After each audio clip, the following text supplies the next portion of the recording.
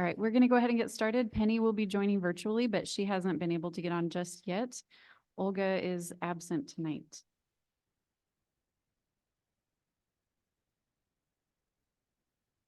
Is there a motion to approve the agenda as presented? So moved. So moved. Is there a second? Second. Is there any further discussion? I move this to a roll call vote. Mary Ann Duncan Cole, A. Vikram Kotwani, Aye. Marie Coffey, Aye. Christy Morgan, Aye. Penny Love Hensley, Not on yet. and Olga Hodges. Olga's excused tonight. Motion passes.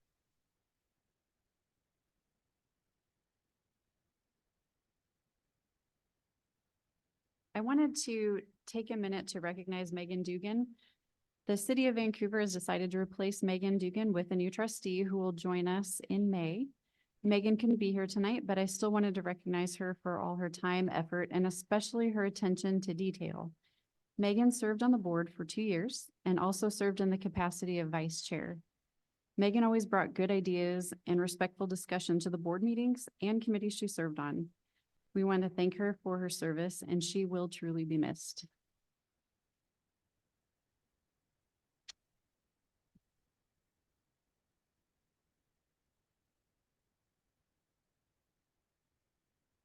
Next, we're going to move to public comments. You will have 2 minutes to speak. We'll take 1 hour to hear comments.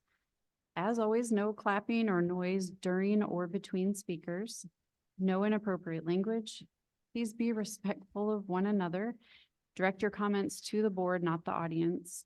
No playing of recordings or videos. And when you come up, please state your name into the microphone. Our first 3 speakers tonight are Catherine Gardner, followed by Jude Jacobs, followed by Lindsay Thacker.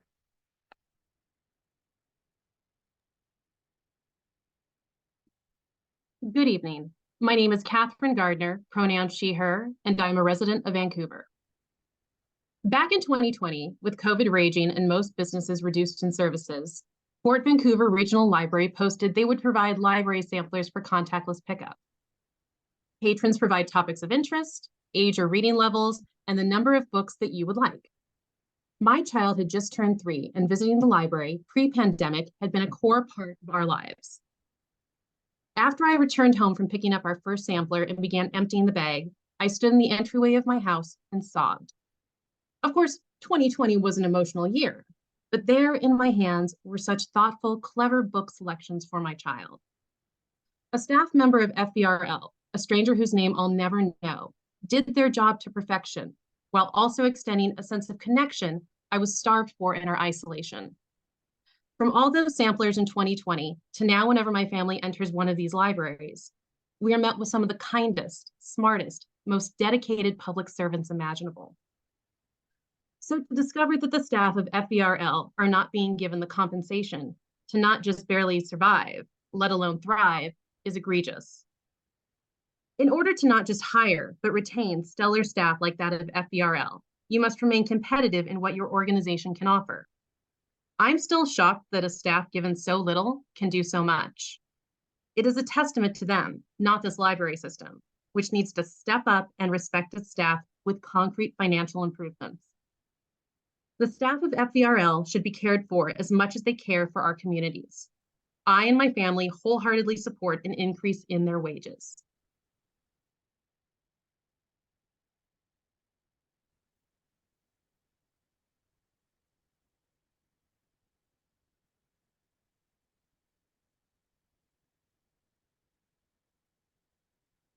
Jude Jacobs. Hello, my name is Jude. The first time I came out as gay, I had never so much as held hands with someone of my same sex. I had never seen a drag queen. I had only ever been taught that being queer was morally reprehensible. It wasn't a case of being influenced by books, media, or popularity. It wasn't something that made you popular with my peers. And despite all of that, I still ended up being queer. Recently, about a year ago, when I visited my middle school at an alumni day, almost 2 decades after I left middle school, I saw that they had a shelf titled LGBTQ books, and it was hard not to cry right there. Libraries have always held a really special place for me, but I never got to see that representation as a kid. Representation matters. Queer youth deserve to see that they can have happy endings. They deserve libraries that are places of acceptance, understanding, diversity, inclusion, and belonging. If parents don't want their child to read a book with diverse characters or attend an educational enrichment event like Drag Queen Story Hour, that's their prerogative, although I would argue that it's seeped in transphobia and homophobia.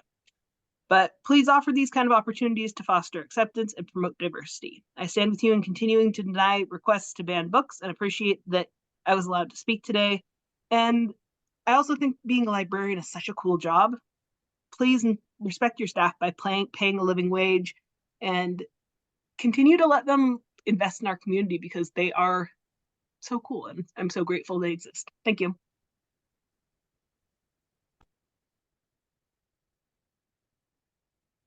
Lindsay Thacker. Hi, my name is Lindsay Thacker. I'm a resident of Clark County and the branch operations manager at Three Creeks Community Library. On behalf of AFSCME and as a union member, I have a brief statement to share. The executive board of AFSCME Local 307L offers a statement of support for union members in WPEA. As fellow union members, we recognize that our colleagues in WPEA bring training, skills, and dedication to their work that deserves equitable compensation. Thank you. Speaking for myself, I would add that WPEA members are essential to FVR Libraries operations. It's challenging to see them struggle, burn out, or leave when giving their all to communities we serve. I urge the board to invest financially in WPEA staff the way they invest themselves in serving the public. Thank you.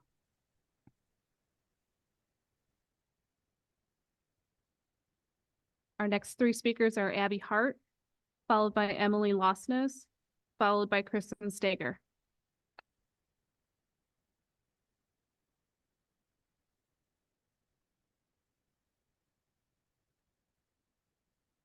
Hi, my name is Abby Hart. I use she, her pronouns, and I'm the union representative for the WPEA members working at the Fort Vancouver Regional Library. Thank you for hearing the staff share their concerns about severely low wages in these public meetings over the past few months. The union and management bargaining teams will be meeting for a mediation session this upcoming Thursday, and we look forward to seeing if mediation can help us in minimizing the gap between the highest and lowest paid workers in the library system to ensure that all library workers have the dignity of a living wage. Thank you for supporting FVRL's workers, the people who make the library a fantastic place for the community.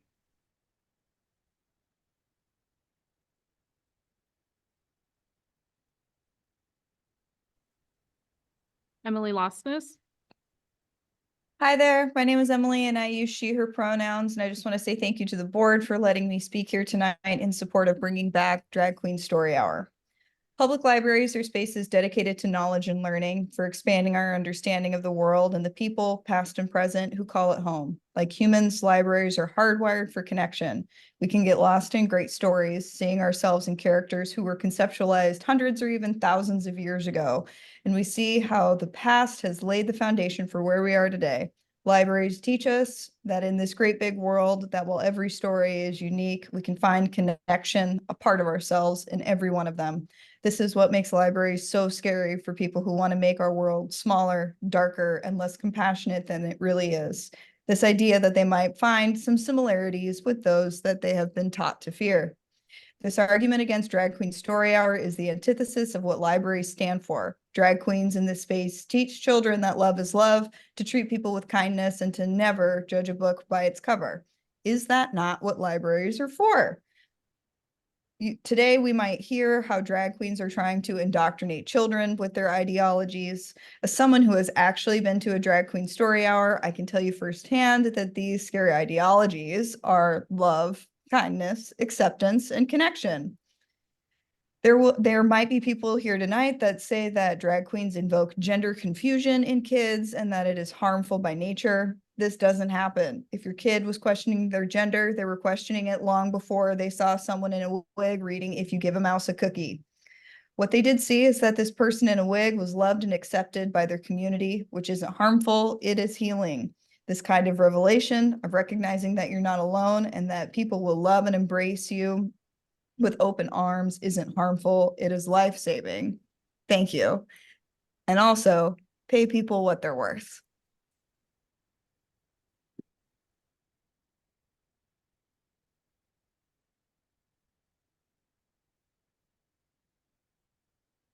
Hi, my name is Kristen. I am an FVRL employee and a WPEA union member.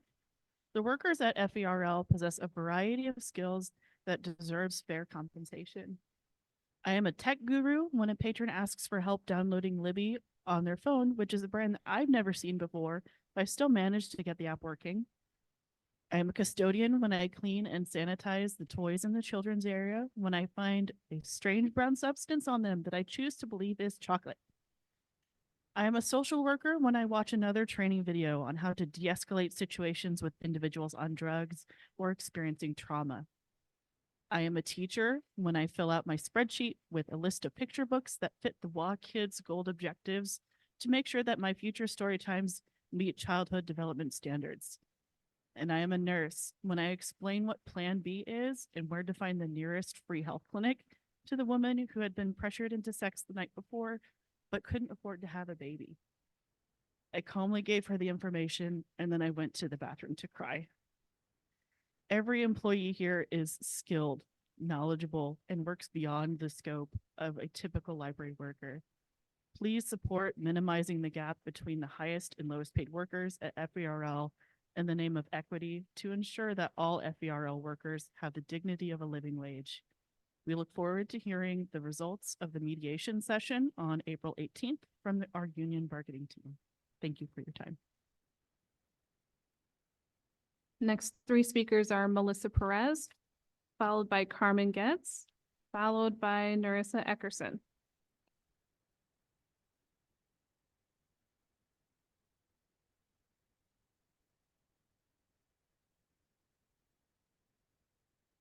My name is Melissa Perez.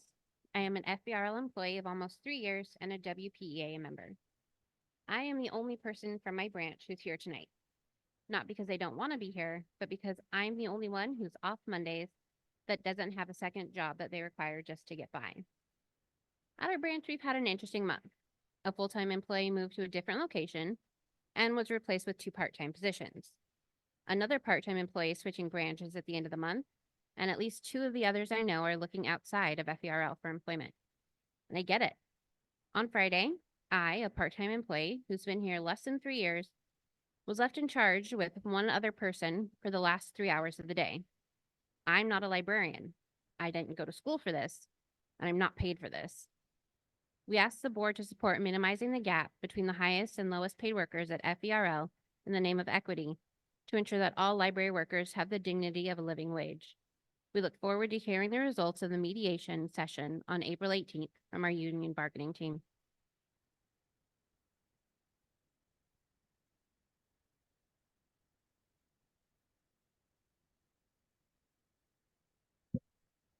Good evening. My name is Carmen. My pronouns are she, her.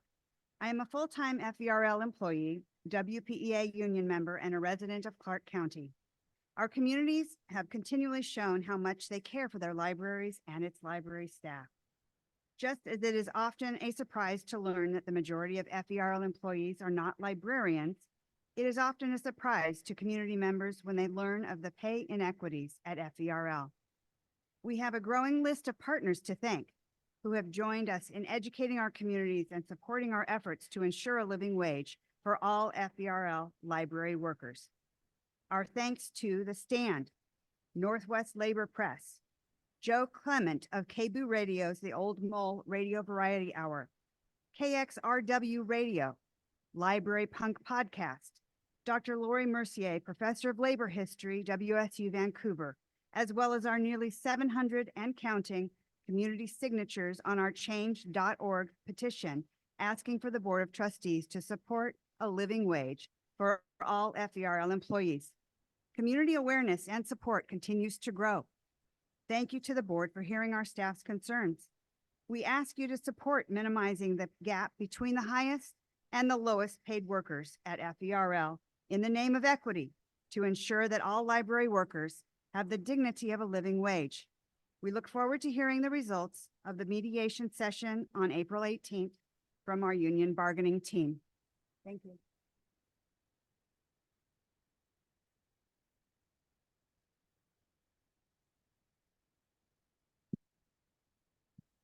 Good evening. My name is Nora Sackerson. I've worked for FVR Libraries and served as a shop steward for our union, WPEA, for 6 years. As I sat down to craft this message to you tonight, I asked myself, what can be said that hasn't already been said?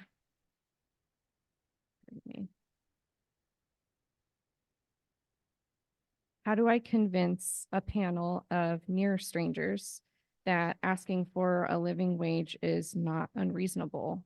I came up blank. You're each individuals with your own lived experiences, opinions, and priorities.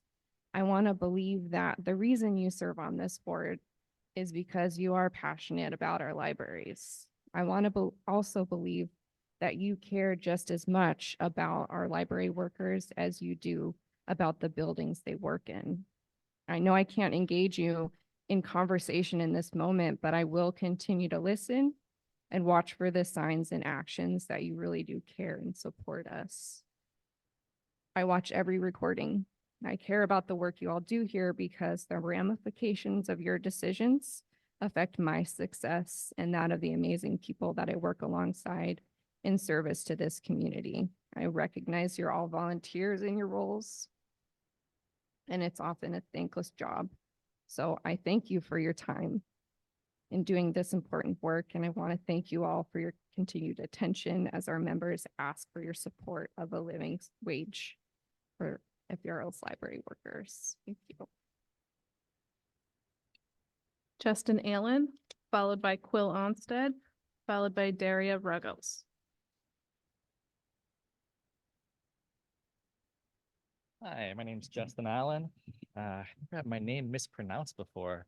It's a new sensation. I'm not a member of any organization. I don't really have a dog in this fight or support dog fighting at all, but I think y'all should pay those folks more. I come to these things usually to talk about Drag Queen Story Hour, largely because as a straight, white, heterosexual male, I hate lies and nonsense, and I hear lots of things that could be accurately called untrue with the fear mongering that goes into verbal assaults against the LGBT community. But 2 months ago, when I first heard about the travesty that is compensation at our local library board system, where it's was it the least paid in the entire state or something? I was looking back as a veteran, one of the only really good things from the military was that we had these cost of living adjustments based upon, inflation, SSA, whatever. And over the last 4 years alone, it's been a compounded of 23% increase. And once you factor in the overall price gouging, things are about 40% more expensive than 4 years ago. And I don't know how these folks do it still, to be able to come in, month out, dealing with the things that they do. I'm just some member of the community, not a single person that I live with or am dating or whatever, works at the library. My girlfriend cleans hotels and makes about $6 more an hour, apparently, than most of these people do. And that's bleak. The idea that you can go to school or at least get an AA or something, and all you have to look forward to is more responsibility, less money, and your one small bit of free time to come cajole folks at a public meeting. You're here for a reason. So beg, borrow, steal that money and find a way to pay these folks more and bring back Drag Queen Story Hour too.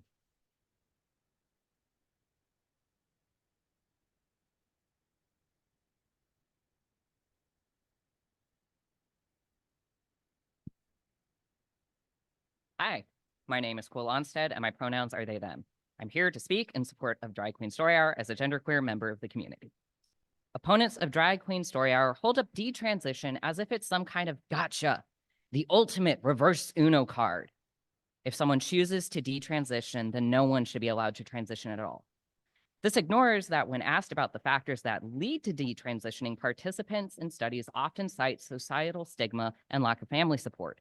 It's also worth noting that the rate of regret associated with transition is far lower than regrets about other medical procedures. But detransition is not a bad thing. People are constantly changing and evolving.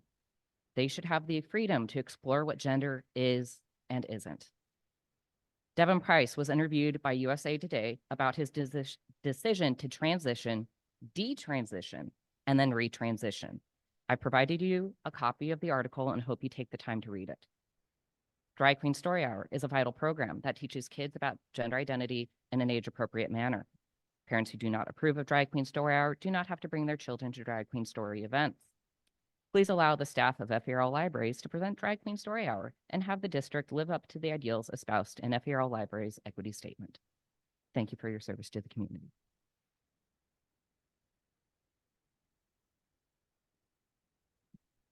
Hello, board members. Jennifer, I'm Daria Ruggles. I'm back again.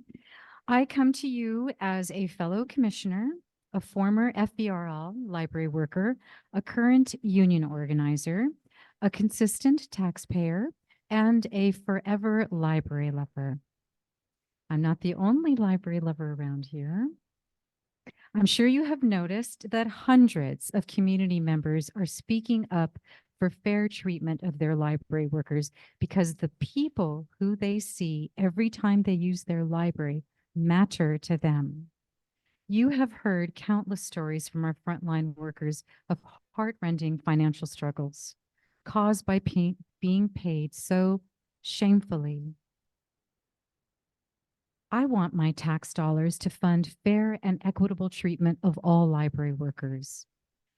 This is a long-standing professional institution and a healthy budget, and a very unhealthy, unfair practice when it comes to paying the people who do the lion's share of the work. As we move along in the story of our FVRL library workers fighting for the dignity of a living wage, we want to see the people who build, care, and serve our community also share in this community, and that means they must get a fair living wage in exchange for the dedicated, excellent work they do every day. I love a happy ending, and I have to believe in the decency of my fellow humans. And so I am investing faith in this body that you will ask the questions to get the answers that will empower you to do the right thing by all your library workers and pay them the decency of a living wage. Be the heroes. Thank you. Randy Schmidt, followed by Gary Wilson, followed by Dan Duringer.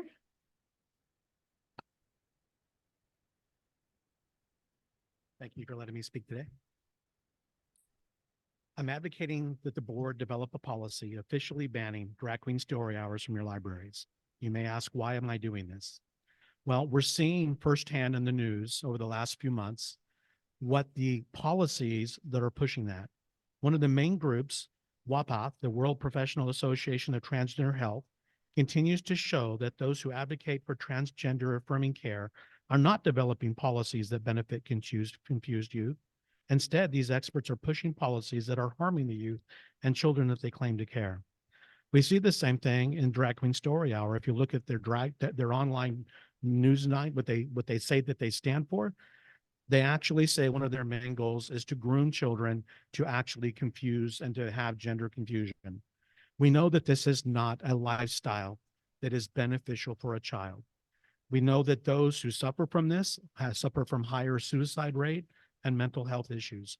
So why would we want to encourage drag queen story hours in our libraries that would be there to help confuse and cause gender confusion? We hear people in the community say, they're not confused, they're just coming out. Well, for 100 years, the percentage of drag queens or transgender people in our community has been about 10,000ths of 1%. It's now being about 4 to 5% in our youth that are 20 years and younger. So we know that grooming is occurring. We know that these statistics show us clearly that something in our society has changed, and it has happened only in the last 6 to 8 years. Let's not be part of the problem. Let's protect our children, and let's not open them up for grooming in the libraries. Thank you.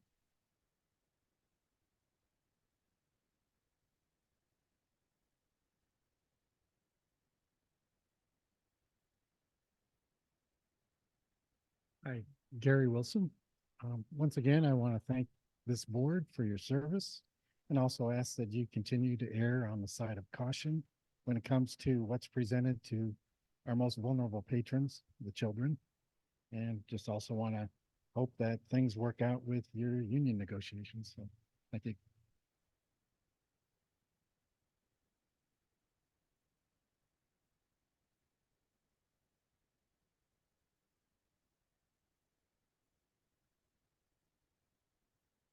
Hello, board. My name is Dan Berenger, and I'm from Camas, but I'm here speaking for a local political action committee, the Life Issues, Family Ethics Political Action Committee.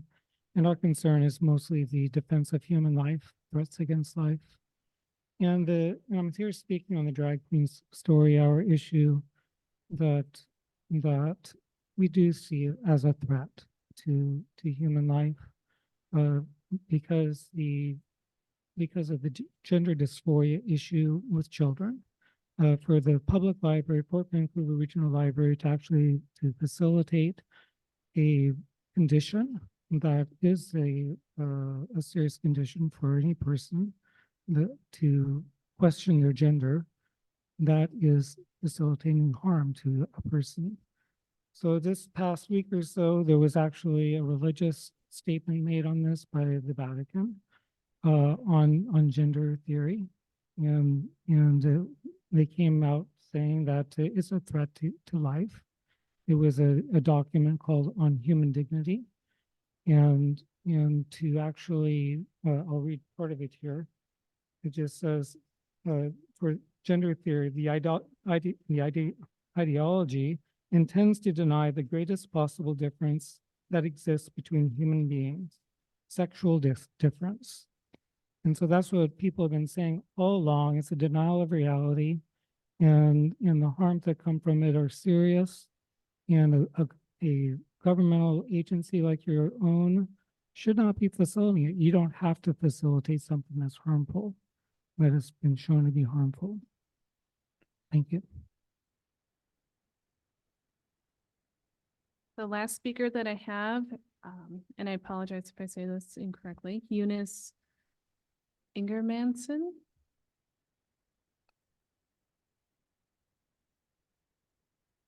Thank you.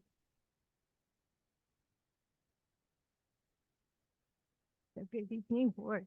My name is Eunice Ingermanson, and I'm a happy user of the library system. I want to tell you about a banned book that I recently read and liked so much. It's Stephen Chbosky's The Perks of Being a Wallflower. It's been out for 25 years and has sold millions of copies. It has been enormously popular among teenagers in 31 languages. And last year, it was the 11th most banned book in the school libraries. I want to tell you what I learned reading the book. I learned about consent, date rape, unprotected sex, teen pregnancy, abortion, how to and how not to support someone whose sexual and gender identity are not compatible with yours.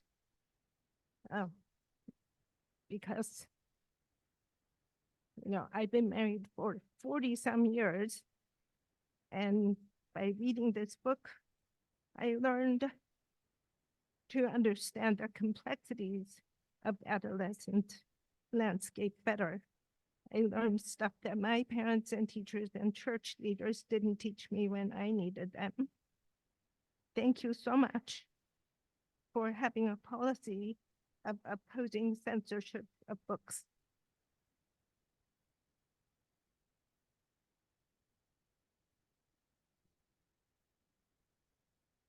We still have time in the hour. Is there anyone online or in person who would like to make a comment?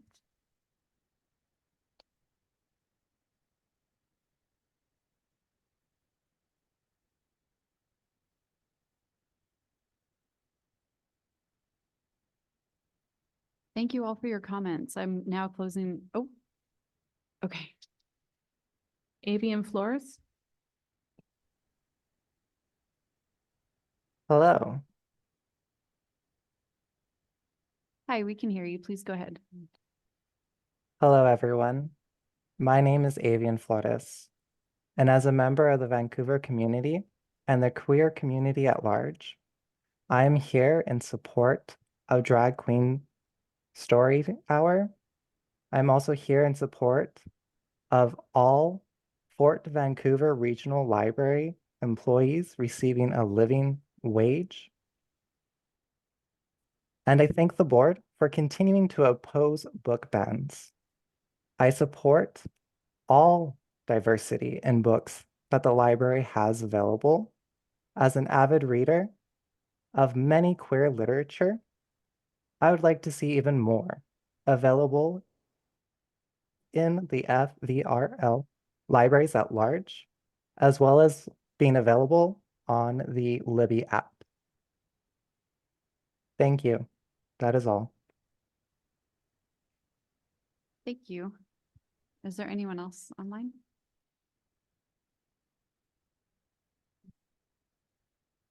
Okay. Thank you all for your comments. I'm now closing public comment portion of our meeting.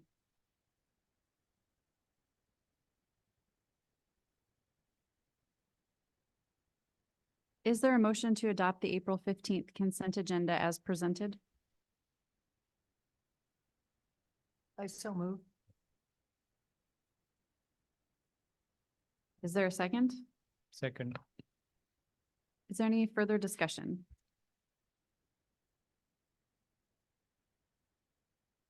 I move this to a vote. Marianne Duncan Cole. Penny Love Hensley.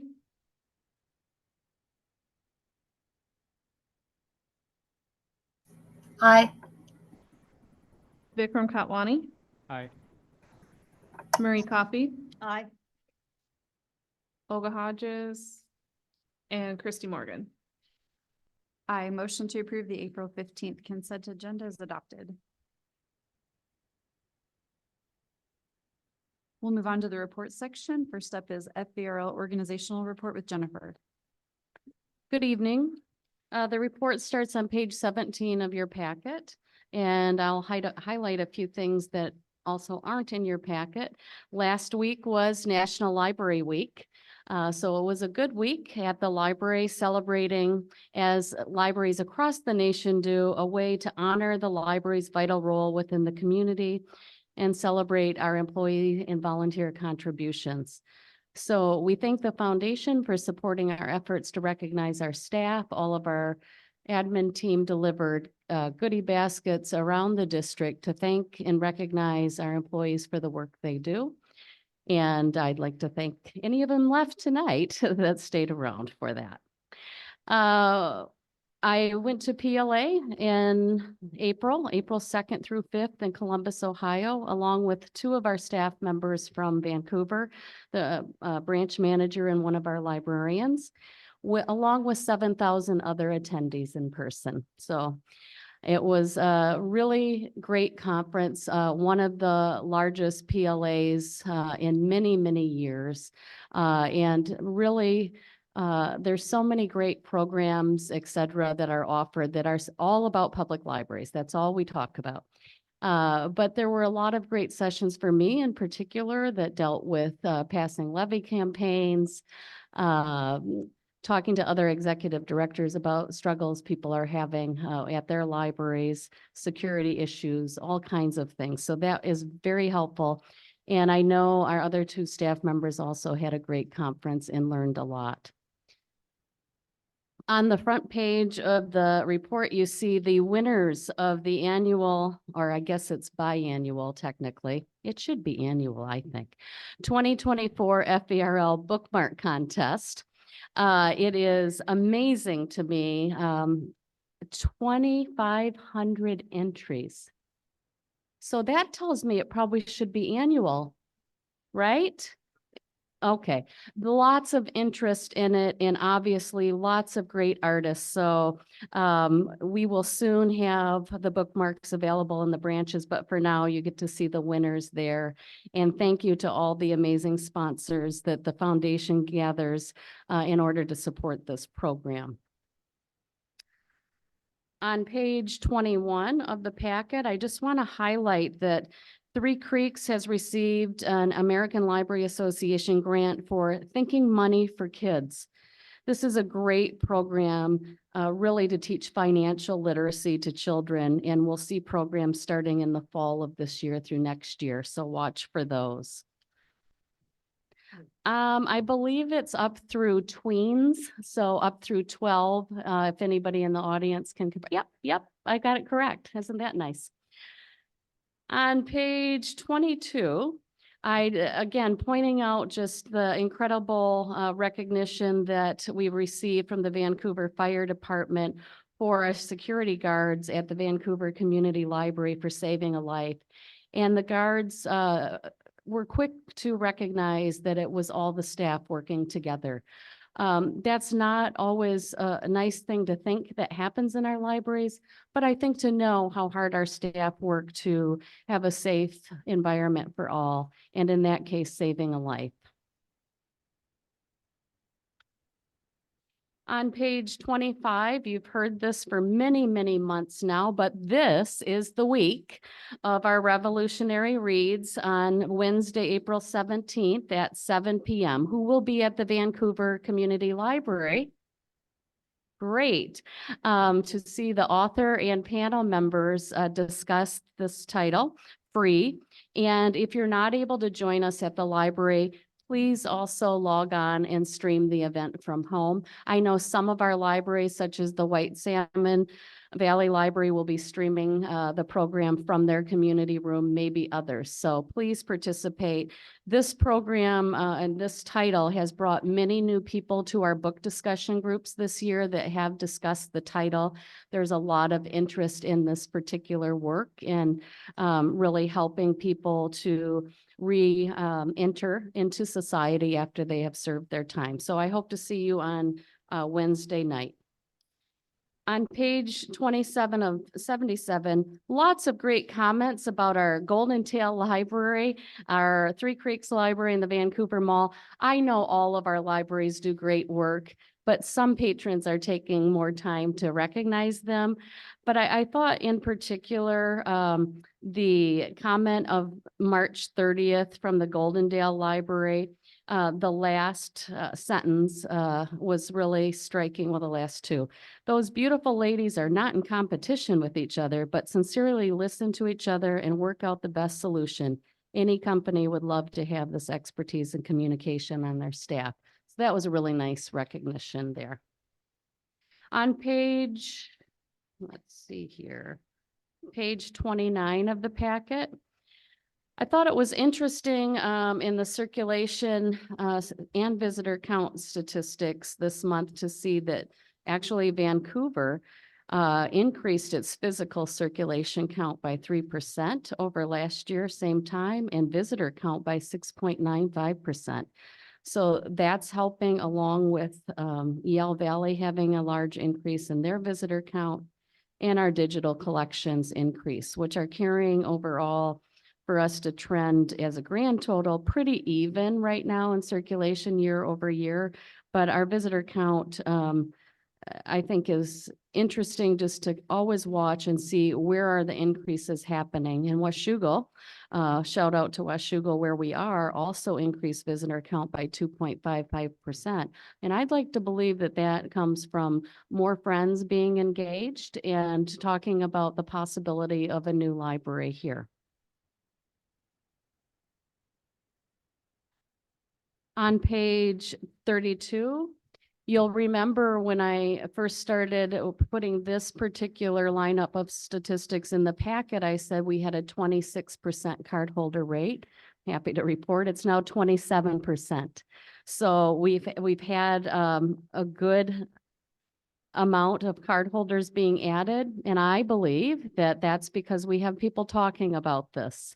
We certainly talked about it on Saturday at the Friends Fair, so that's great. The more attention we can give and for everyone to talk with everyone they meet. Do you have a library card? Here's all the great things you can do with your library card. So keep up the good work there. On page 33, this is our last push for Love Your Library, Love Your New Library, the last Love Your Library event for the Woodland Community Library on April 27th from 5 to 8. Tickets are $60. I would love for all of you to come. If you're not able to buy a ticket and you want to come see me. I'll see what I can do. But we want you to be there if you can. It's a fun night. As the foundation tells me all the time, it's a good date night. There's great food, drinks, music. Although they say not a lot of dancing, I'm still going to push for the dancing as well. And on Saturday, this past Saturday, we had a Friends Fair. And the foundation sponsored that. It was at the Generations Church in Vancouver. And it was obviously my first Friends Fair, but it was the first one that they've had since the pandemic. We had about 32 people in attendance, and all but 3 of our locations sent representatives. The Gorge was all represented, so I'm very thankful for that. It was really a lovely event that included a lot of facts and figures and how-tos, but the engagement and enthusiasm that our friends of the library really have for what we do and how to support us is really remarkable. And I really was thankful to be part of that event. Any questions? So on the active cards, are those all the active cards or just Yes. cards issued? Those are the active card holders. Okay, thank you. And when it gets to 50%, I will do a dance right here for you. We all heard that. It's recorded. Yeah. I do have a question. It's kind of a weird one, but how on earth do you pick bookmark winners? Who does that? Who has to do that? There's so many. So good ones this year I can tell you how it worked, but that may be changing in the future. So this year, after all of the bookmarks were submitted, the staff, all the staff across the district got to vote on those by age group. And it was kind of a survey that was done.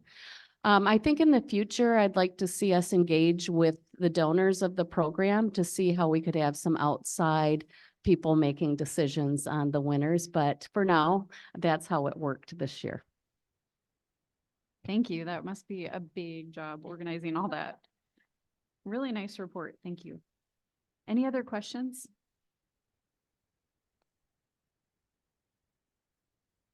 All right, we will move on to the Washougal branch report with Zoe. Sorry, I do that every time. Zoe.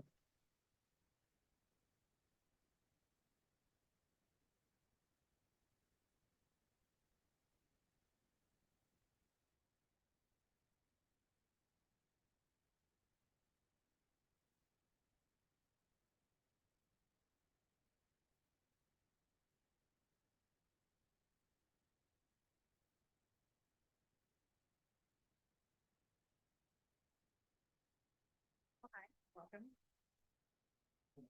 Okay.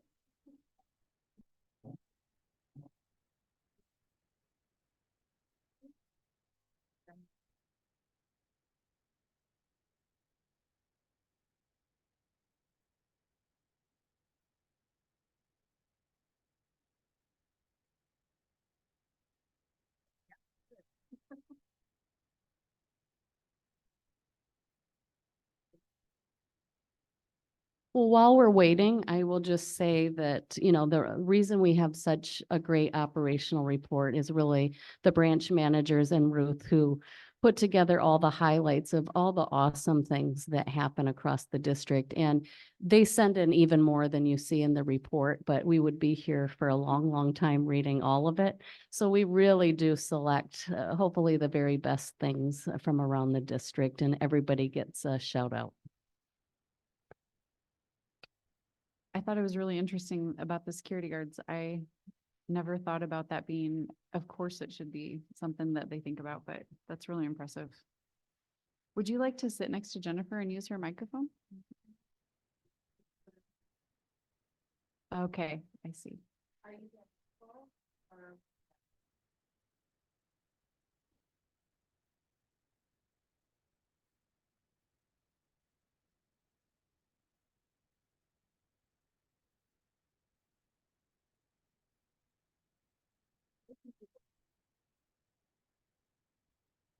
Just remind me what page to start on. Great. Thank you, guys. No, don't worry about it. Okay, so welcome. Welcome to Washougal. My name is Zoe. I am the branch manager here. And as you know, we are fundraising for our new library. But in the meantime, we are still out in the community and presenting programs and just being very involved in our small community. So our building was built in the 1980s and we have definitely outgrown it. It's about 2,300 square feet. And I have two full-time staff and 4 part-time staff. And this last year, we served over 97,000 items. We had over 49,000 visits to the library, and we had 161 programs with over 3,400 people. And that wouldn't be possible without my staff. We have Linda, we have Mitch, and Tanya, Tracy, and Trey, and we have lots of wonderful subs that come and help us out because we are a small branch. So we need those subs to help us out. And also our friends. Our friends do a lot to raise money for us. This is us at the book sale and during the holiday parade, they represented us. We started out with kind of just a small group, but it's really grown this year. So we're very excited because there's a lot more involvement from people in the community, and we're just getting the word out there and being excited about our new library, and not even just the new library, but the things that we are doing currently at the library. So a lot of the stuff that we do is outreach. We go out into the community and we just talk to people. We talk about our resources. So one of the things that we've been doing is we go to a senior living community on a monthly basis, and we bring books from our collection so they have access to the collection. A lot of these people are older and aren't able to leave or don't have transportation. So we bring materials to them. We've also started a teen book talk, with a Triple Point group in the community. And so we specifically bring LGBTQ books to them for their group. And we just kind of talk about things that we have available at the library. We just went last week and we talked about volunteering and things like that at the library and some other resources that we have. We do outreach to the schools, especially for our summer programs. I think I talked to every single school, every single class in Washougal this last year. I also do a monthly event, a recovery cafe, and this is for people that are recovering from either addiction or that are houseless or things like that. And we just, again, talk about the resources that we have available at the library. Multicultural nights, tons of city events like the Harvest Festival, the Spring Festival, the Waka Arts Festival, tons of stuff. So we're out in the community. We're a small branch, but we get ourselves out in that community. And then another great thing is our partnerships that you have in the community. So this room here also is the home of the Meals on Wheels. And we have a really great program where we have books that go out with those meals. And it's kind of like this perfect thing. They're here, we're there, we're all connected. And what a perfect thing. You get your meal, you get your book. We have a partnership with the school district. We've done programs. We're working on collaborating on something for the fall for a book to action program. So we work closely with the community. And of course, the city is a big proponent of the library, and they're very supportive of us. And one of our fun partnerships is our Books and Brew. And on the third Thursday of the month, we have our book club at the Books and Brew, or I'm sorry, at 5440 Brewery. So that's a great partnership because we see a lot of people that don't come into the library, but are participating in our book group. So it's just a different fun vibe that we have. And then we've been busy this year. We do lots and lots of stuff. We have a bi-weekly story time. We have this garden space, if you notice, that was just on the other side of the parking lot. So one of our SLAs, Mitch, has done a great job of kind of keeping our garden going. So we do some programming out there. So we use that space that we have. You'll see there's these blue tables that are just right outside of the library. We shot off rockets. And so we use just that space there. And then with the pumpkin carving, we actually have, the city has let us use a space across the street. It's like our little annex upstairs. So we have another space that we're able to use in the community as well. And then here, we also use this space. So we have our wreath making program that we do. That's such a huge hit. We did terrariums this last year. And a really, really fun thing that we did earlier this year was we had mini horses in the library. They came in the library, they had their own little shoes, they had little diapers, and we had 127 people come visit these mini horses. So look out for them in some of your other branches because I think they're coming.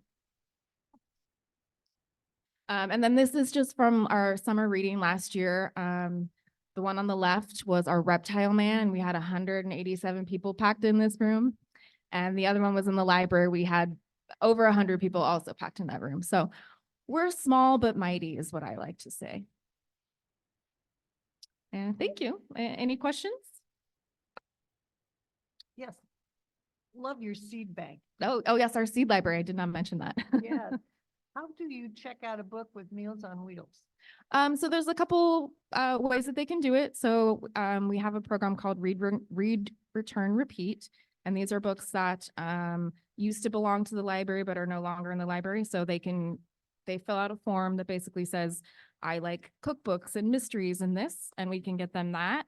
Or they can sign up with their library card and then they can place actual holds on items that they're, and then when they come in, then they go out that week with their meals.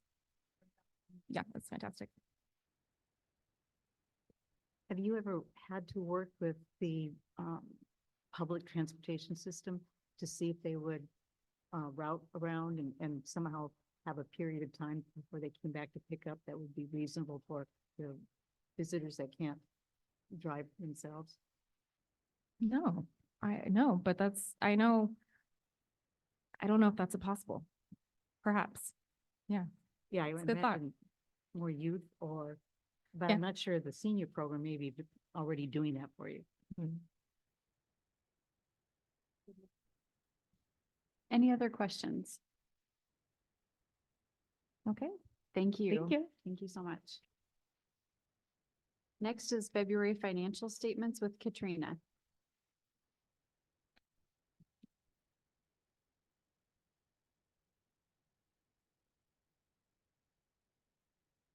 Good evening. My name is Katrina Gallup.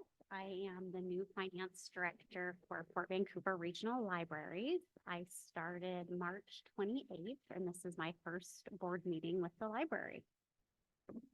I don't know how I'm going to compete with Zoe. I'm not sure that the things I have to say are quite as exciting, but I will try. Please bear with me.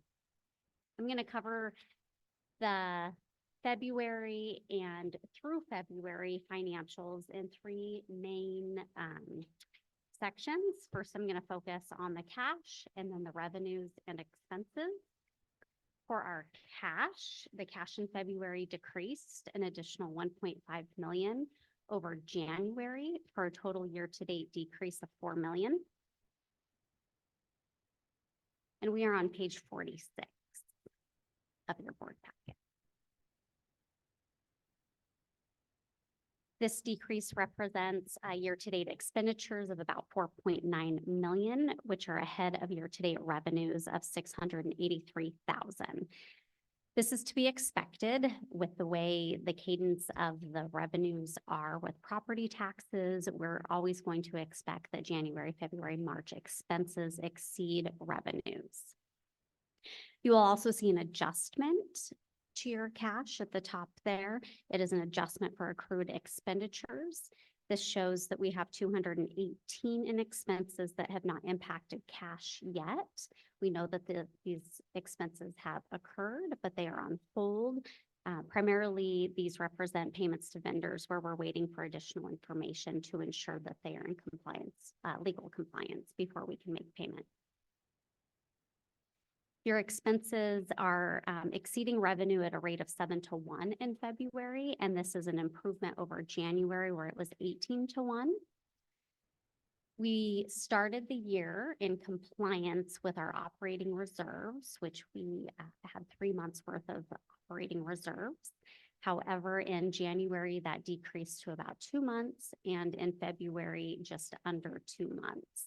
Again, this has to do with the timing of our revenues, our property taxes, and while we want to be mindful of this and pay attention to it, we are not alarmed at this point.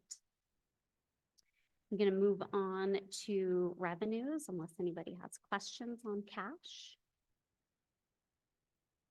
So again, your primary revenues, our primary revenues are property taxes, which represent 87% of our total budgeted revenues.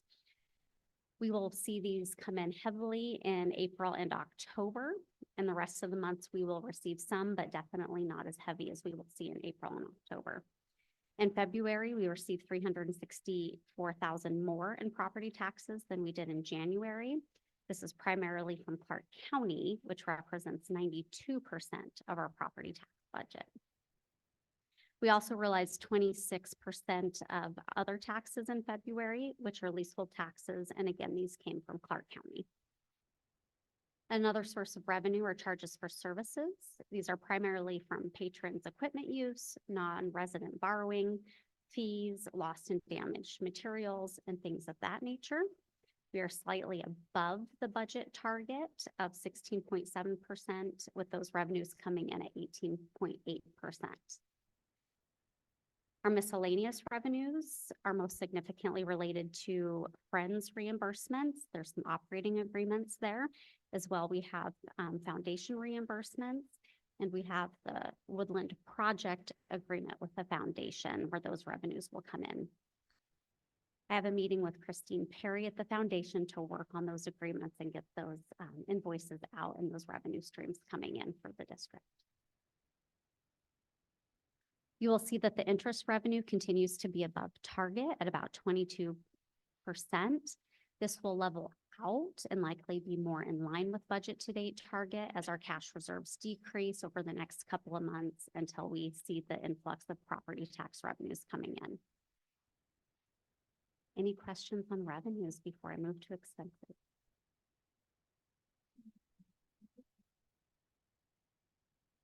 The relationship with the other foundation. Do you feel like you're getting enough grant writing going on for projects that you would like to do for the library? Do you sometimes do your own grant writing? There is some grant writing that happens from the library. So for example, I mentioned earlier the Three Creeks grant that will be coming from the American Library Association. That's because those grants have to be given directly to the library. But at this point, we will continue with the foundation to look for any and all grant opportunities that support our strategic priorities and work closely with the foundation to seek those grants. So as we're both new, we will continue to learn more and work together. Obviously, in the construction projects, the foundation obviously takes the lead in writing those grants to the state and has submitted one for Washougal as well that just got submitted. We won't know anything probably until October. But I think that's all I can say is we continue to look. Rick at the foundation continues to look for opportunities that might match up with our priorities as well. Another question. So these are reimbursements, these are already spent on the projects? There is money spent on the project currently. We've spent 340,000 through February in 2024. We do know that there is another 840,000 spent in March and at least 600,000 spent in April. My meeting with Christine Perry at the foundation later this week will go over all of those and decide the best format to submit that to the foundation, who will then submit that to the state for reimbursement. And there is a match requirement. So we'll go through all of those and figure out exactly how that needs to go through and how much we can get on our first reimbursement. And the Just the one numbers- quick comment on that. So the $2.5 million coming from the state is a those are two grants, one for 2 million, one for 5 million, or 500, I wish it was 5 million. 500,000, and those are reimbursable grants. So we have to spend the money first and then seek the reimbursement. So we are spending the money out of reserves for the Woodland project. So that's the line you're looking at that had the $340,000 out in February. And then we will get reimbursement and that fund will get replenished for the continual payment. Because the project overall is over $8 million. Okay. And these are government grants, not. Those, the 2.5, yes, is from the state of Washington, the library construction project grants. Okay, thank you. When you start these big construction projects with these communities, is there an understanding that you're hoping or need, not just hope, but need some matching grant money? And do they actively help you in assisting, trying to find other resources to finish construction of a new building? Again, I have been here for 4 months and not at the start of a project. But from what I understand, yes, there's a lot of discussion that goes at the beginning. I can use Washougal as current library that we haven't started. We have a plan for, we have cost for. The community's been engaged in that process. It's been a couple years now. And we are trying to get updated costs for the project right now.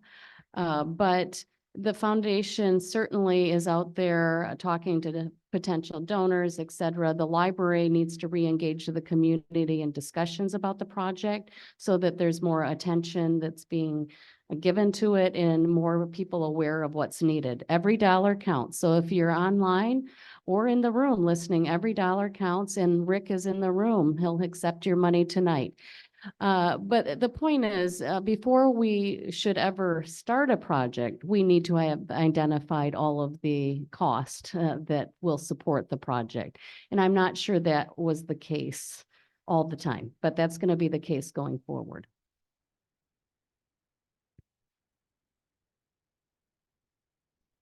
Any other hardball questions for Jennifer before we go on to expenses? Okay, thank you. For expenses, if we were to consider all expenses coming in evenly throughout the year, we would expect 8.3 of our costs to come in February, or through February to be at about 17%. Life does not pan out evenly throughout the months, unfortunately. We have cyclical costs, and then in addition, things like the Woodland project, we expect a lot of our costs to come in earlier in the year. That said, we look at the different trends, and we are going to look at payroll and benefits first.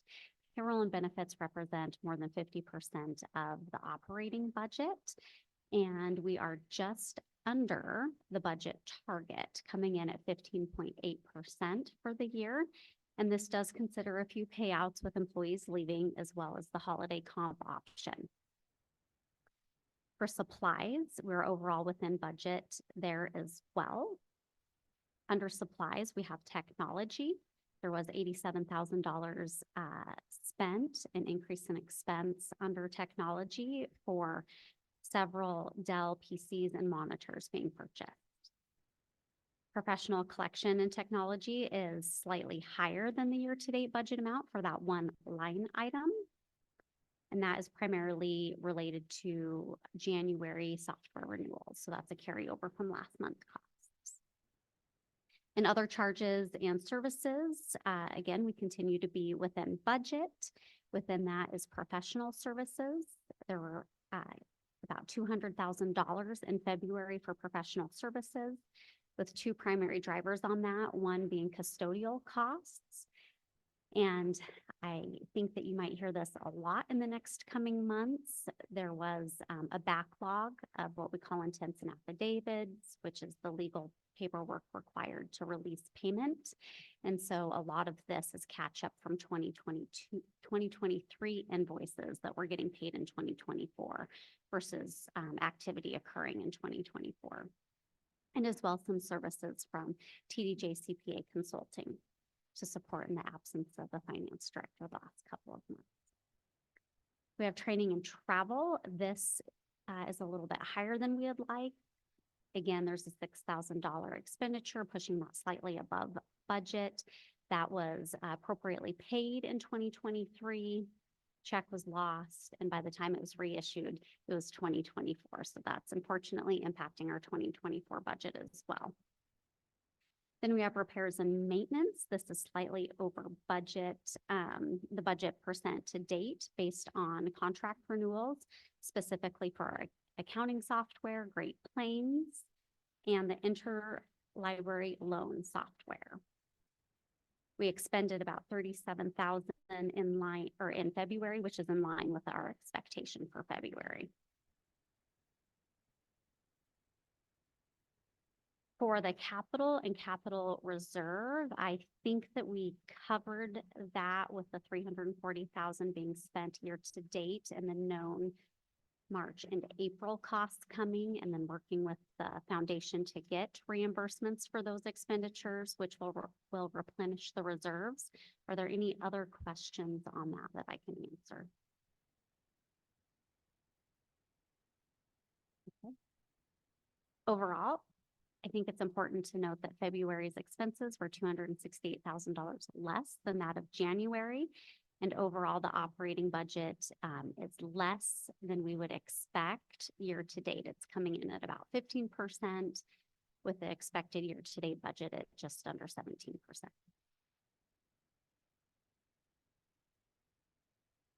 Any other questions? No questions, but this seems very relevant related to the other expenses. So I'm just taking a minute here.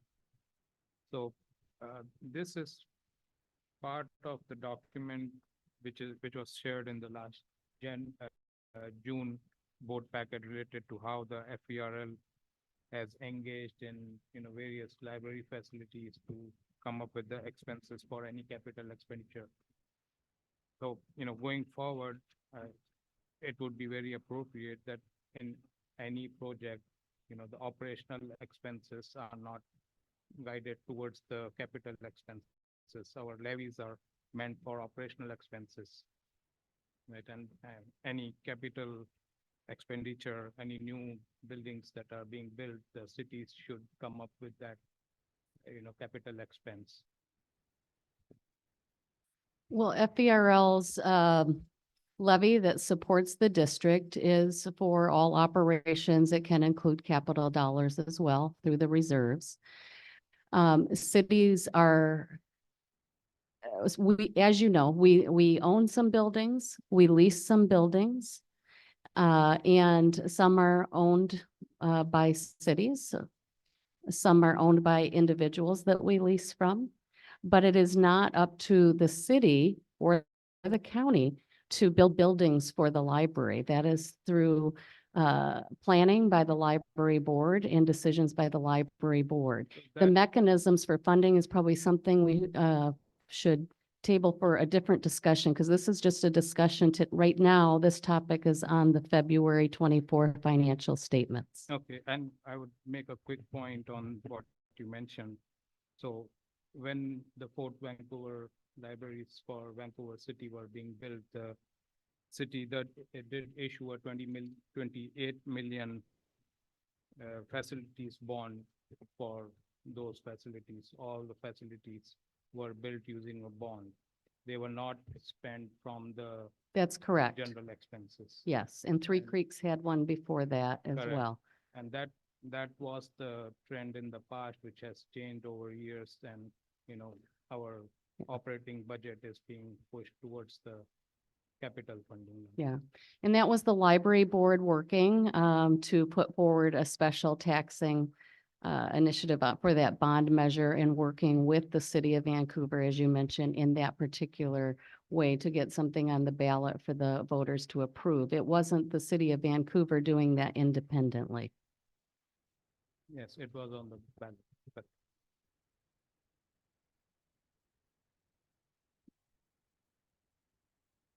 Well, thank you. Welcome to FVRL. That was a good report. Thank you. Everyone should have had a time to go through.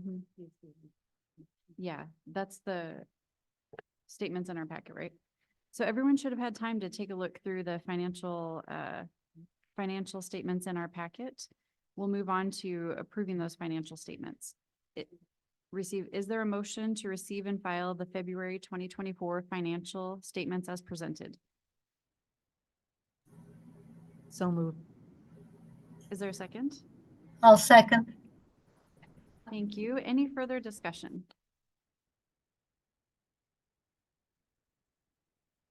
I move this to a vote, please. Marie Coffey, Aye. Mary Ann Duncan Cole, Aye. Vikram Katwani, Aye. Penny Love Hensley, Aye. Olga Hodges, and Christy Morgan. Aye. Motion to receive and file the February 2024 financial statements is adopted.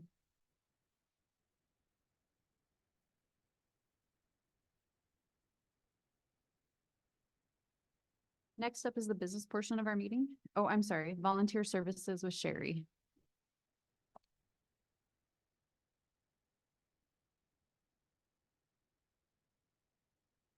First, I want to say thank you so much for, it's an honor to share about our wonderful volunteers. This is National Global Month, and coming up is it's Global Volunteer Month, and National Volunteer Week is coming up the 21st through the 27th. So thank you, Jennifer, for acknowledging that and inviting me to share about our amazing volunteers tonight.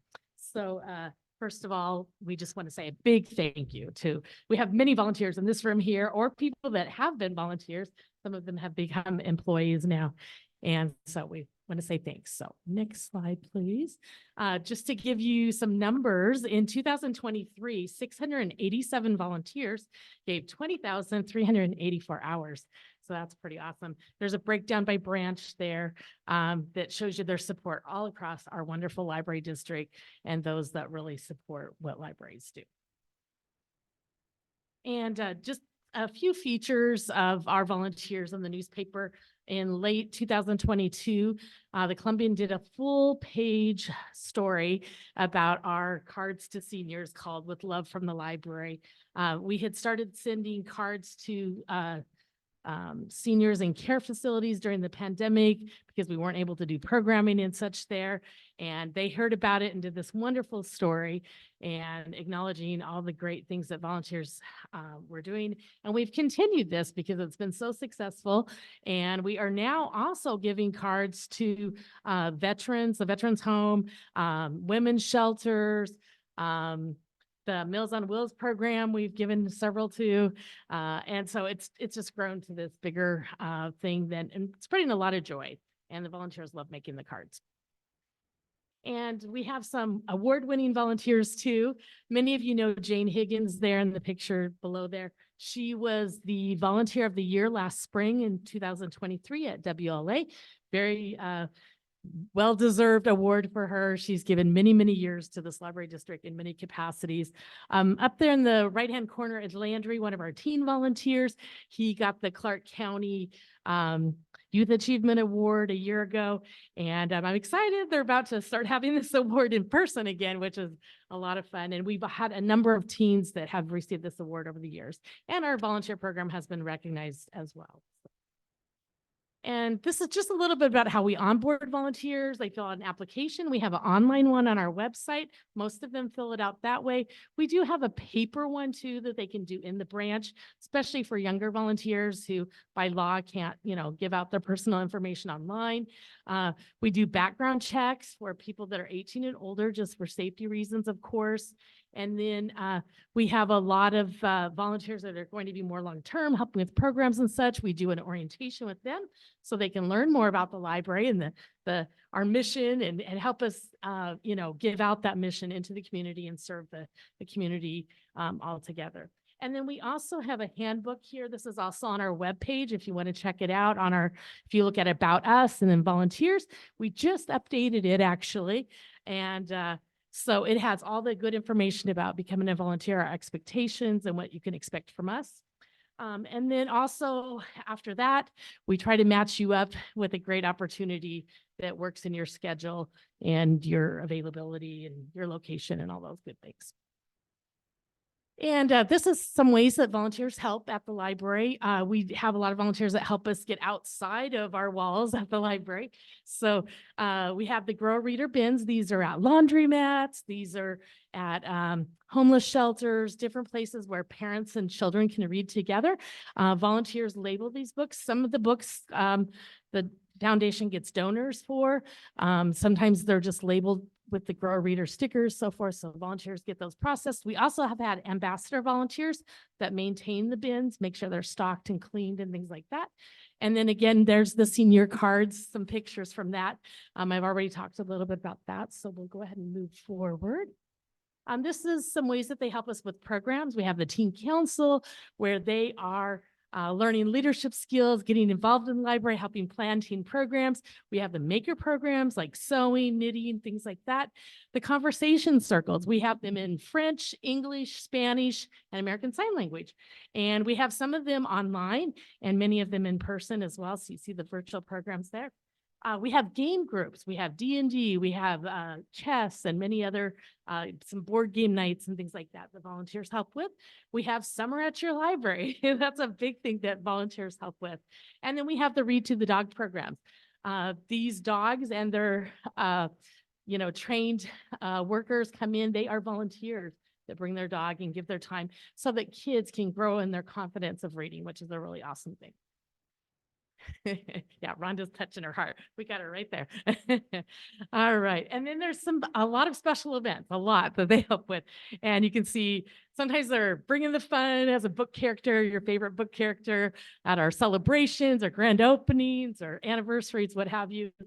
Setting up a program, helping us clean up after a program, helping us with parking, helping us serve refreshments, all the things that go with special events. We have many, many volunteers that help with those.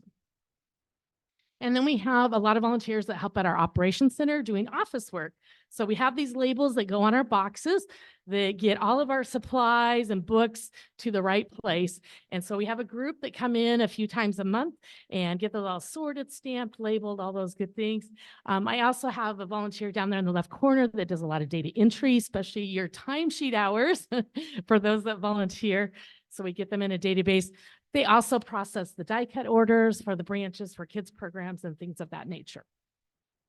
And then we have volunteers that help with fundraising. Some of it is to support the foundation at the author and illustrator dinner, some of their raffles. Of course, a lot of fundraising for new libraries. There's a lot of that. And then our friends bookstores are three that use volunteers quite a lot is Cascade Park, Battleground, and Vancouver. They average about 20 to 25 volunteers per week working 2-hour shifts. So I work a lot with them in keeping those slots filled and keeping the volunteers all, processed. And and then, there's just a lot of other programs like the Art for Art at Vancouver, where they help to raise money to support the library, like a new sign or whatever the library needs at that particular time. And then there's a lot of special projects that volunteers help with. You see a Boy Scout there in the middle. They made a lot of the wood toys that you see at Three Creeks. We have the Girl Scouts that are making bouquets for a fundraiser dinner for Washougal. And then there's a youth group there doing some yard cleanup. And they just help with all kinds of special projects. And these are just random things that come up that we need help with. And you never know what it may be. Or it could be something that they come up with themselves. Like the Boy Scouts approached me and said, hey, we'd love to make some toys. And we were like, great, that's awesome. And then we have our wonderful board that gives a lot of their time. We really appreciate all the decisions they make, like hiring Jennifer and going over our budget and all the things you've heard about tonight. Also, we have our chair of the foundation board here too. We appreciate all the time that they give too. That's really awesome to help the library. And then I just go ahead and skip by this one. We're going to go into community partnerships. We'll go through these fairly quickly. There's a lot of internships and service clubs that give their time, and most of those come through the schools. So Rhonda will go ahead and go through there. So yeah, they have timelines and things. This particular slide is people that help us with fundraising and programming. One of our newest partners at the bottom corner there, fourth plane forward, we have an English conversation circle meeting in their space. It's a very culturally rich neighborhood, so it's appropriate to have that there. Columbia Springs does repair cafes with us and things like that. And then this is a lot of work experience programs. For the sake of time, I won't go into it, but some of them are for people over 55, some special needs, some are for young people, and some are for all ages. And then we have a lot of groups that come in annually. We have Hewlett Packard and Invest West Management coming in on April 19th to help us get ready for summer at your library. And it's usually like a half a day thing. They bring 15, 20 people in and do a whole lot in a short time. And then we want to invite you to our proclamations. We just picked up the Comedian Click Attack last week, proclamations. And then next week, Monday, we'll be getting the Vancouver proclamation from the mayor and Tuesday from the Clark County Commissioners. And this is just to let our leaders know how important the work is that volunteers do and how much we, value what they contribute to the community. And they always have a lot of good things to say about our volunteers. And also we have our volunteer appreciation reception. You'll be invited to that. And we have food, gift cards, gift baskets, all that good stuff. And we want to say thank you to all of our awesome volunteers. We love you. We appreciate you. We value you. And we couldn't do what we do without you. You make us be able to serve the community in a lot bigger ways. And so thank you, especially this month of April, for all that you do for libraries. Thank you. Thank you so much.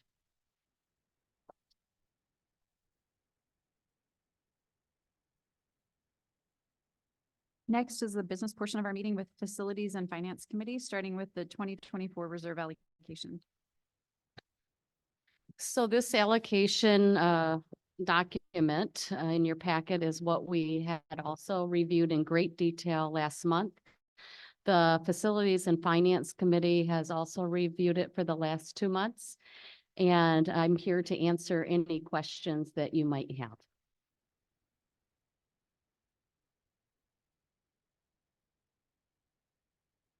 So this is the agenda item we tabled last month. And did you receive any questions or anything from the board? No, I did Since not. last meeting? Okay. Not on this particular document. So assuming everyone read through their packet tonight, are there any further questions or discussion on this?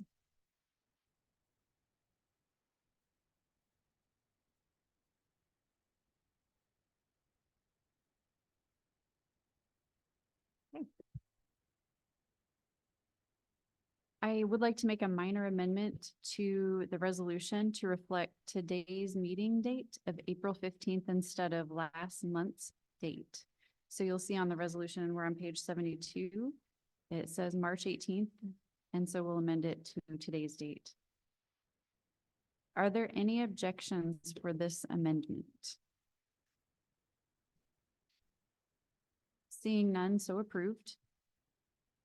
I have a few questions on allocations. Am I on the wrong amendment, Rhonda? Okay.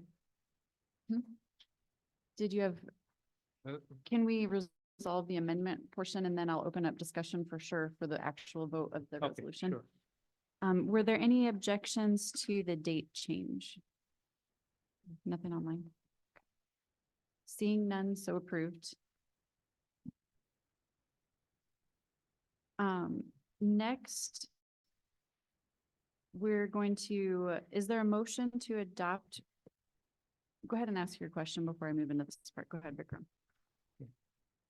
So this 1.5 million for the Washougal and 500,000, are these part of the capital budget? Or put in another way, will these be reimbursed by the foundation or the city? No. No is the answer in both of those questions. This is taking our reserves and allocating our reserve budget to all of these various line items on page 71 of the packet is the spreadsheet. The narrative started on 69, but I think it's easier if you look at the spreadsheet for the overall view. So what we are doing, there was nothing added to the reserve budget in 2024. There was actually a reduction to cash of $1.8 million. But because we have various needs within the reserve budget, it's allocating funds. So I'm just going to briefly, I guess, review what we talked about last month, is that the Grand Avenue or the Operations Center, which is under Objective 3 capital projects, that project was complete last year. So there was a balance of $893,604 in that bucket. And I'm asking you to reduce that to zero, but reallocate those funds to other purposes. The same for Brush Prairie. The recommendation is defund that 500,000 because we do not have an active project there. And to instead put that 500,000 into Woodland because that's needed to complete the project. There will not be a reimbursement unless at the Love Your Library event, somebody comes in and gives us $4 million, then we'll get reimbursed, or anything under the $4 million to complete the project, we could then reduce what's needed from the district reserves. But at this point, we've started a project and we need to finish it. And so if for example, there's no more money raised toward the project, the district will owe that $4 million that's in that line item. So have we checked with foundation and our Yes. city if they will come up with that deficit? Yes, we talk to the foundation on a daily basis about this project and what is being funded. So I don't have all of that in front of me. This is just the district's portion of that project. It's not the overall cost of the project. And as far as the city of Woodland, they are not going to be providing any financing towards that building. So that was a long ago conversation prior to me arriving. I understand that was prior to us also when these projects got started. Yeah.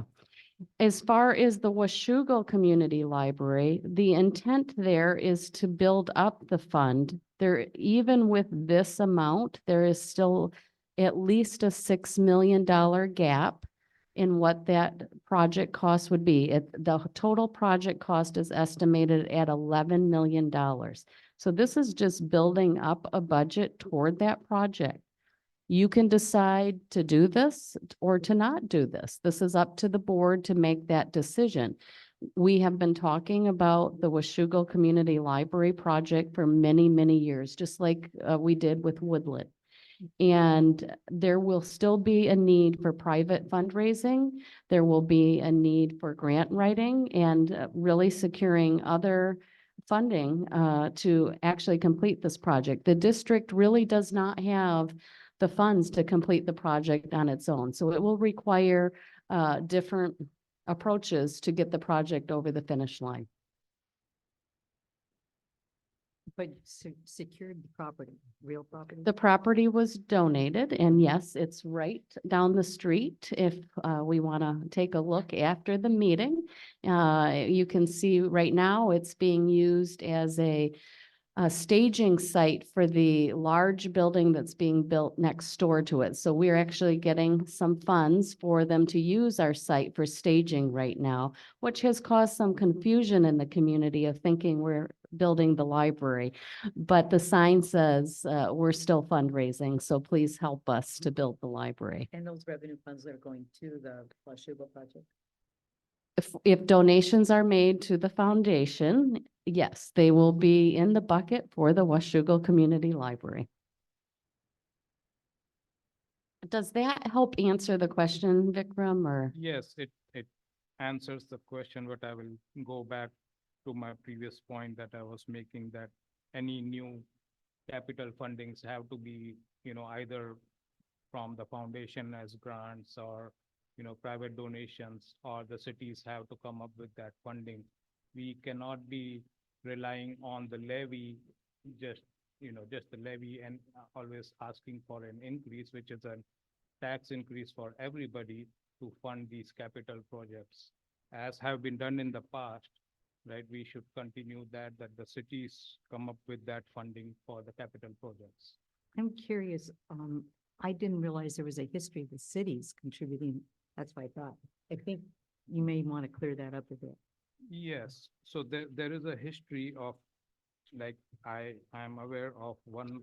There is a history of bond elections. So Port in- Vancouver, the city of Vancouver, contributed 100% for $28 million through the bond. Not the city, Vikram, but the residents of Vancouver voted for the bonds to be issued That so is- that the Vancouver Community Library, Cascade Park, and the Vancouver Mall all had either improvements or new buildings. It wasn't the city as a municipality. Okay, let me rephrase it. Residents of the city. The Residents of- voters. Residents of Vancouver City. That makes it opted- clear. Yeah. Opted for 100% of the capital expenses for that. And I Right. think we've seen, And we, like, I am resident of Vancouver, I do pay towards that from our property tax, right, which goes just for the facilities bond. So it is very unfair if we are allocating from the levy, which we ask for ever increasing every year based on, the limits, and, building up excess funds and then using those excess funds for other capital budgets. So I'm not going to speak to the fairness or unfairness. I'm going to speak more to the legality of it. You have the ability as a board to allocate funds for the purposes of constructing a library or making library improvements. And you are responsible as a library board to maintain the facilities you do own and operate. You also can go to the voters to issue bonds for building or constructing of libraries. That's a process, and that happened before. We also have to think about our levy overall. We haven't gone to the voters for a levy lid lift since 2010. And we are coming to a point where that is going to be our reality because of the cap on taxes. And what's happening is our expenditures are growing at a faster rate than our revenue. And so we're not quite ready to have that discussion with the board at this point because that requires some education session at our retreat, which is going to be in September. And that's going to be a part of that discussion there of where are we financially? How is our forecast looking out 5 and 10 years? And what's needed to support our current libraries? And that doesn't address the fact that we are serving a district that is growing by leaps and bounds, and that we don't necessarily have physical outlets everywhere that growth is occurring. And how are we going to provide service? So these are big topics. This particular discussion is an annual distribution of the reserve fund per our fiscal management policy. You can decide to agree and move forward what I put here, or you could say, no, I want all the money put into the purple building bucket.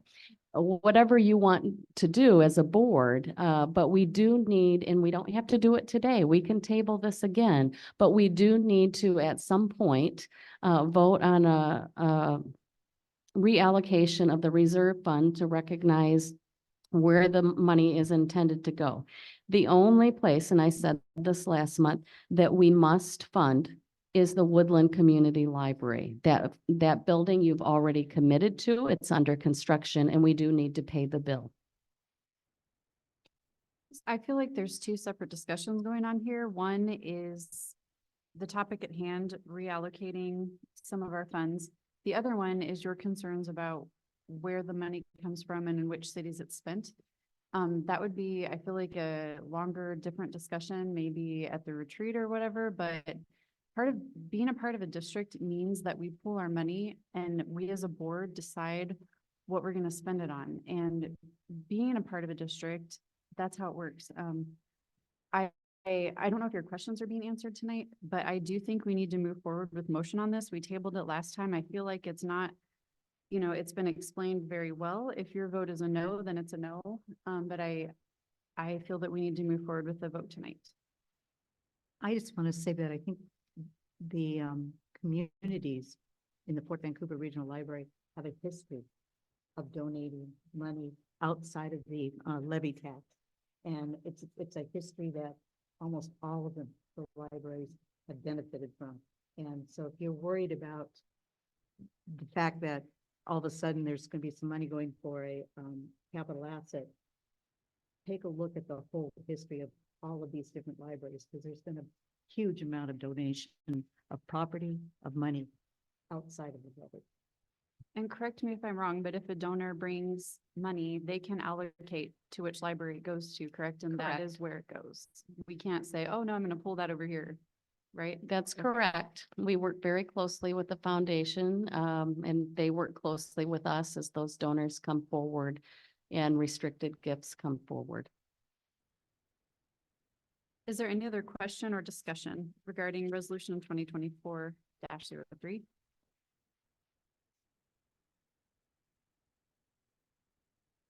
Is there a motion to adopt resolution 2024-03 capital reserve plan as amended? So moved. Is there a second? I second. Any further discussion? I move this to a vote, please. Marie Coffey, Aye. Penny Love Hensley, Aye. Mary Ann Duncan Cole, Aye. Vikram Kotwani, No. Olga Hodges, and Christy Morgan. Aye. Motion to adopt resolution 2024-03 capital reserve plan is adopted.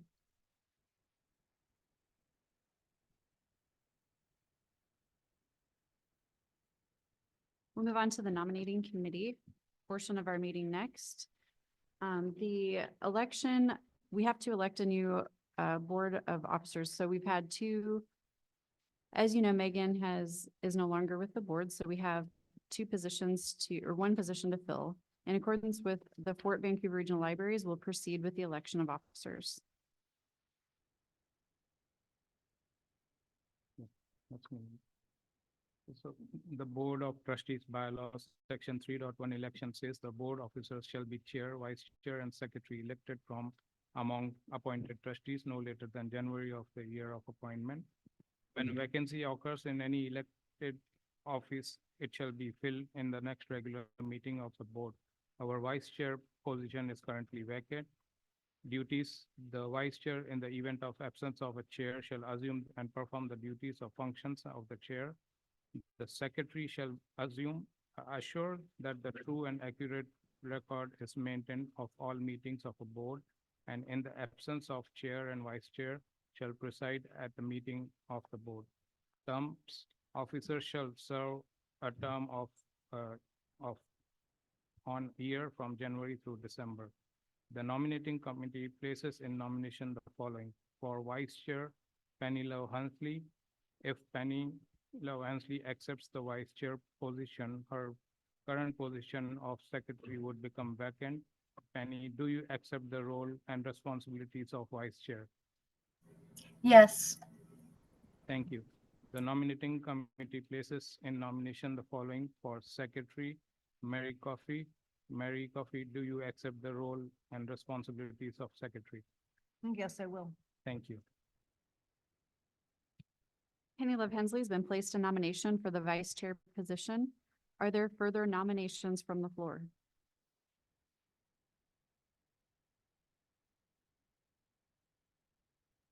Is there any further discussion? Is there a motion to elect Penny Love Hensley as vice chair? So moved. Any further discussion?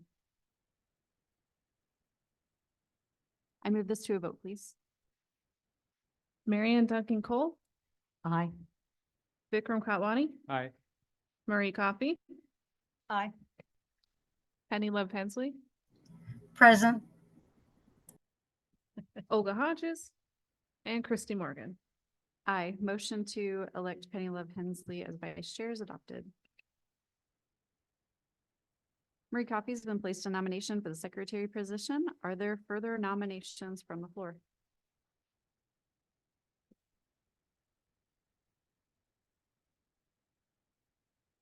Is there any further discussion? Is there a motion to elect Marie Coffey as secretary? So moved. Is there any further discussion? I move this to a vote, please. Marie Coffey, Present. Vikram Kotwani, Aye. Penny Love Hensley, Aye. Marion Duncan Cole, Aye. Olga Hodges, and Christy Morgan. Aye. Motion to elect Marie Coffey as secretary is approved.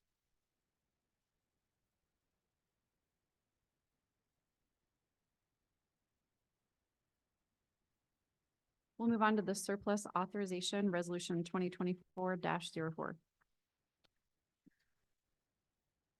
Per board policy, anything over market value of $1,000 needs to be approved by the board to surplus the item. This is a 2008 Scion XB that we would like to have surplused. It was damaged, unfortunately, and the repairs to it cost more than the value of the vehicle. So we are recommending that the board approve surplus of the vehicle.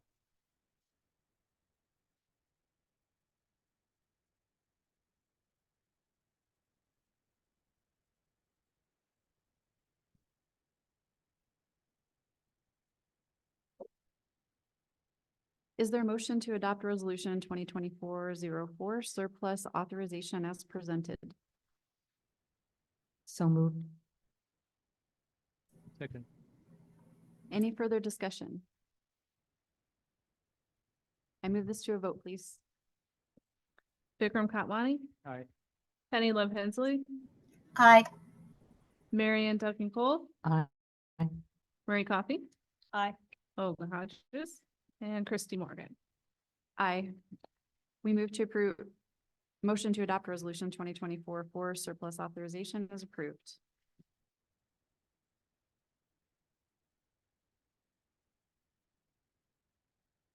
Next, we have the 2024 legislative session summary with Jennifer.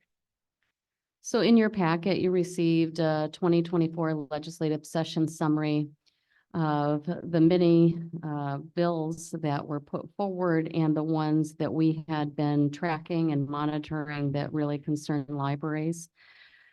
I did include a link to the actual bills that you could go and read, but just briefly, Senate Bill 5824 passed. That's concerning the dissolution of libraries and library districts. And what changed was from only needing 10% to 25% of the voters and including all of the district versus the unincorporated areas only.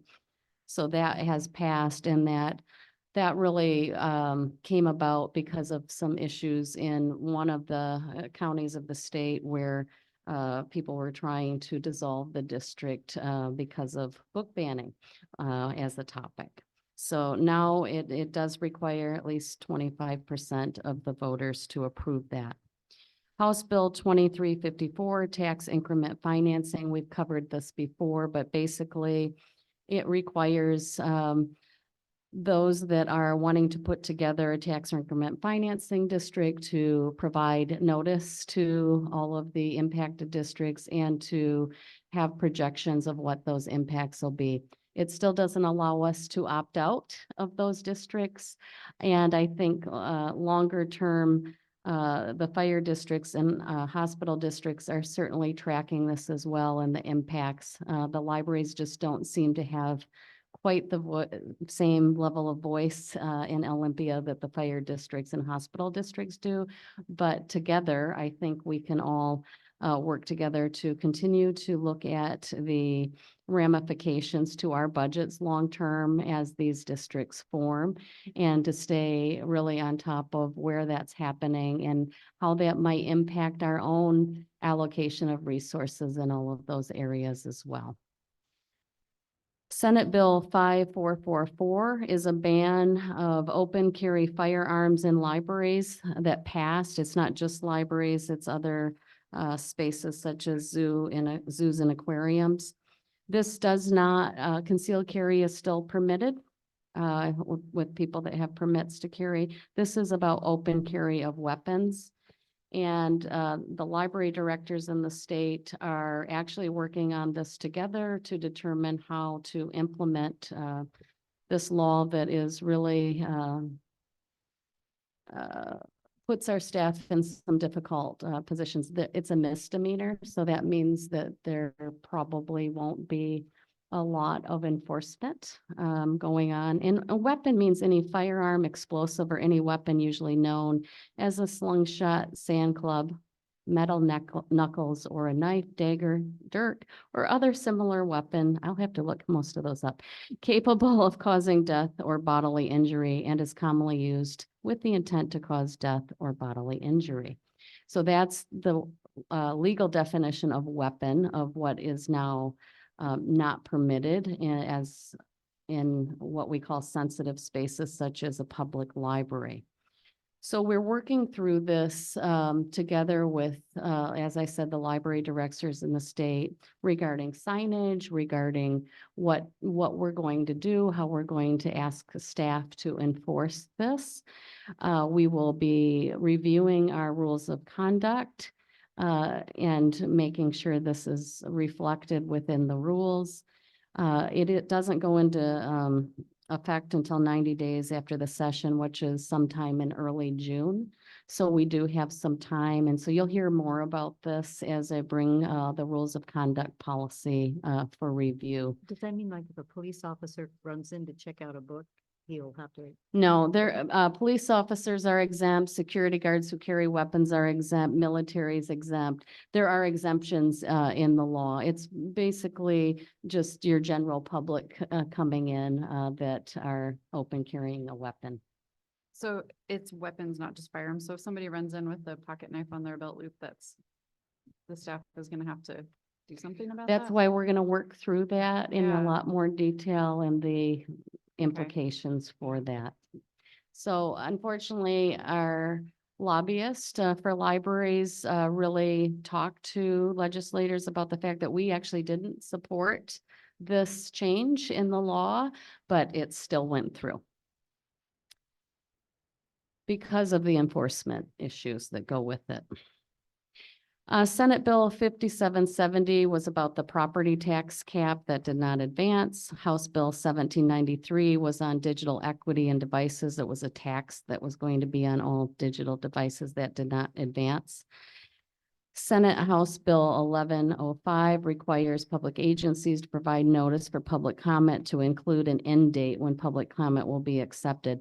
So when we do public hearings for our budget, for example, we're going to have an end date for when comments can be received. So we'll be thinking through how that affects our planning as we move forward.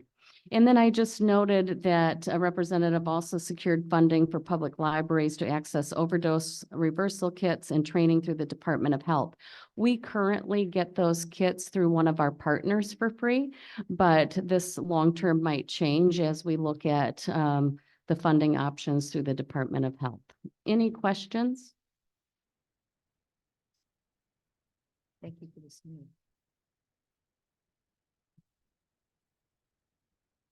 Thank you.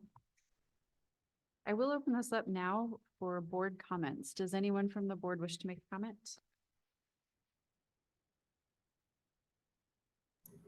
I wish to thank Zoe for all the outreach programs that are going on.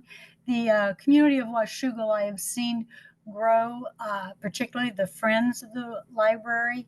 And a lot of that's due to Zoe and her staff and all the effort they've been putting in and all their outreach.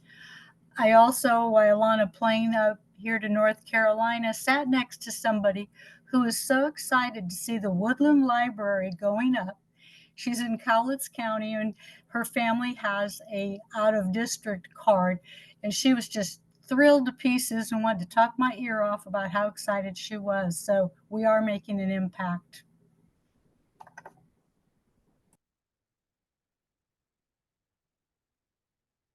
Any other comments? Yeah, I would like to make one. Go ahead, please. So, FVRL boasts inclusion and diversity policies, yet minority populations seem absent from its workforce. Sorry. The HR department needs to overhaul to ensure recruitment reflects the vibrant diversity of our state. A wider talent pool, especially from minority communities, is essential. FVRL's current approach to diversity and celebrating various cultures in its branches seems limited. True inclusion requires active participation. I would encourage FVRL and all its branch managers and employees to become champions for diverse voices by actively promoting programs and authors from minority communities across the branches. Thank you. Thank you. Any other comments?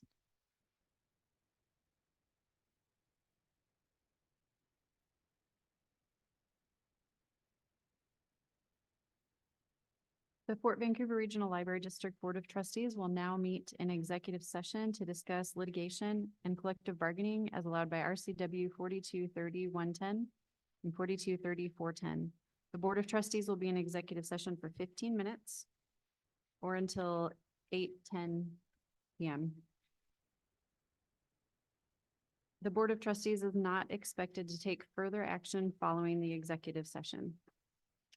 So we are going to actually stay in this room tonight, and everyone, you're welcome to either step outside or into the library, right? They can go through that door back there. If you'd rather wait indoors, follow Zoe.